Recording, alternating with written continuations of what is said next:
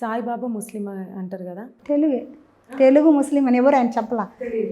అంటే ఒక సాయిబాబా పకీరు ఇట్లాంటి మాటలు అయితే మనం ఆయనకి పకీరని వచ్చింది కానీ ముస్లిం అయితే కాదు. కాదు. మరి చాలామంది ముస్లిమ్స్ ఎందుకు అంటే ఇప్పుడు అల్లాను తప్ప సాయిబాబాని కానివ్వండి ఇట్లా పూజించరు కదా. మరి మీరు సాయిబాబాని నమ్మిరు కదా, మరి మీ కుటుంబ సభ్యుల నుంచి ఎందుకు మనకు మన అల్లా ఉన్నాడు వాళ్ళు అంటారమ్మా, అంటారు, ఒప్పుకోరు వాళ్ళు. కానీ నేనే మొండిగా ఇంకా ఆ దేవుడు పక్క తిరిగేసినా ఇంకా నేను దేనికి చెప్పలేక అందులోనే. ఇప్పుడు నేను అల్లాను కూడా నమాజే చేస్తా, చేయకుండా ఉండను, చేస్తా. కానీ ఆయనకై ఆయన నన్ను ఎంచుకున్నాడు కాబట్టి నేను వదిలిపెట్టను. ఇప్పుడు తండ్రి ఒక బిడ్డగా నేను తండ్రిని ఎన్ని వచ్చినాయి నాకు నేను వదలలేను. చేయి పట్టుకున్న తర్వాత కానీ ఇప్పుడు నా బిడ్డ ఉన్నాడు, నా చేయి పట్టుకుంటూ వదిలేసి వెళ్ళిపోతానమ్మా, వదలగలనా? ఇది కూడా అంతే. నా వరకు ఒకరి సంగతి నాకు తెలియదు. నేనైతే ఏదైనా నాకు చేయి పట్టుకుంటే దాన్ని వదలడం కష్టం.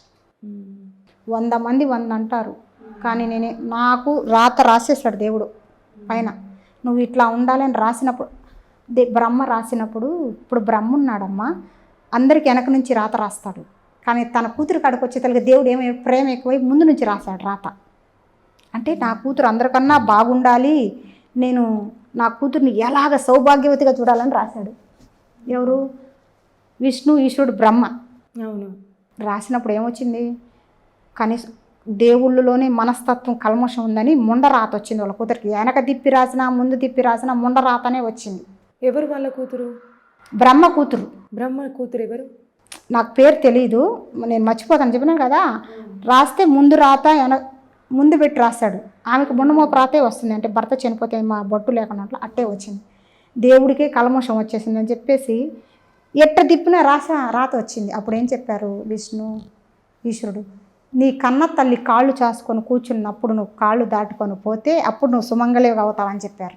ఓ, ఏ కన్న తల్లి అయినా కాళ్ళు చేసుకొని ఆమె మాంగళ్యం ఆమెకు రాదు కదా, ఉండదు కదా. అట్లాగా కొన్ని మనకు హదుపు తప్పినప్పుడు, అతి కోరికలు ఎక్కువైనప్పుడు పరీక్షలు తప్పవు. దేవుడికే పరీక్ష తప్పలా. ఇప్పుడు రాముడు ఉన్నాడు, ఎన్ని కష్టాలు పడ్డాడు, ఆయన కూడా మనిషే కదా. ఆయన మనిషి అయితే ఎంత మహిమలు చూపించాడు.